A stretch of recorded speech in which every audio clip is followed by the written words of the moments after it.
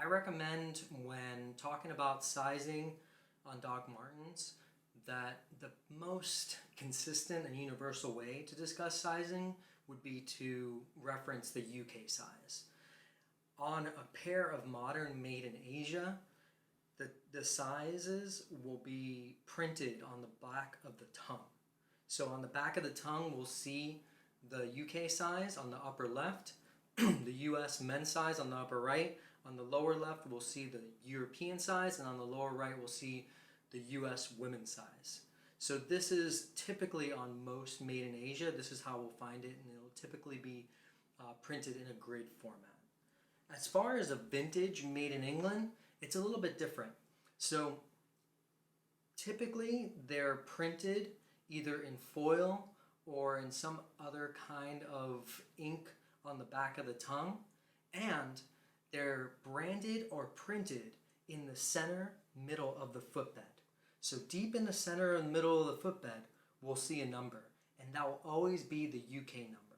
For made in England's, they only will have the UK number. This is universal. This is from all the boots that I've seen up to 40 years old. I don't think I've ever seen a boot in person or inspected a boot in person that's over 40 years old, so that's kind of where my knowledge kind of caps. So if you have any other experience on finding sizing on vintage made in England's, please add it in the comment. Modern made in England, we'll see it again printed on the tongue, but what's different than the vintage is that I have found that they've removed and not printed or branded it in the center of the footbed past the heel leather like they used to on the vintage line.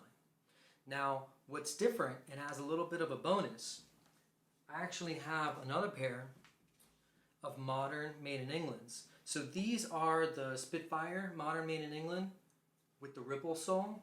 So it's not that common of a sole, and it is a little bit denser, so you can't really see through it as well. But on a modern made in England that uses very similar, if not the same, sole density as a modern made in Asia, you're able to see through the sole. And one thing that I've seen recently is that there's a number. This number for this shoe happens to be an 8. Now, all my research points out that that is the size. This happens to be a UK 8.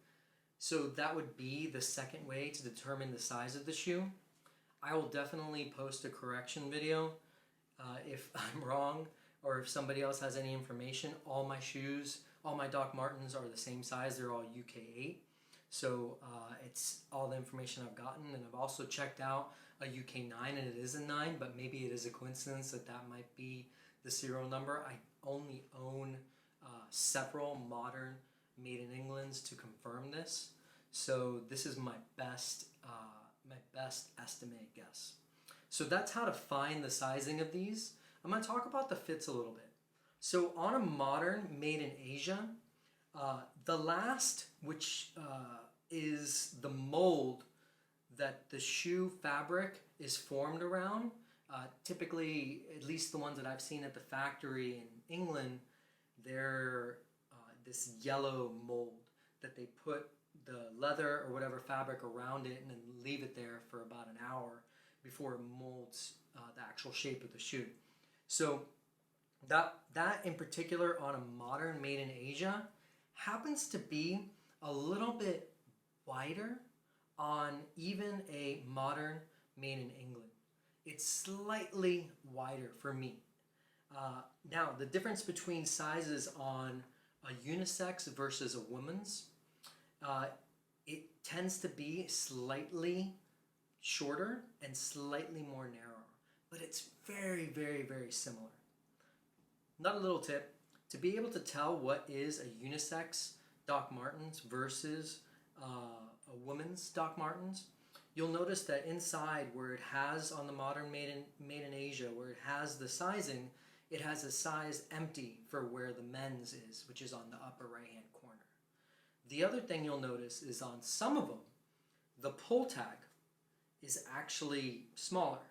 So the pull tag on these for women's is slightly smaller.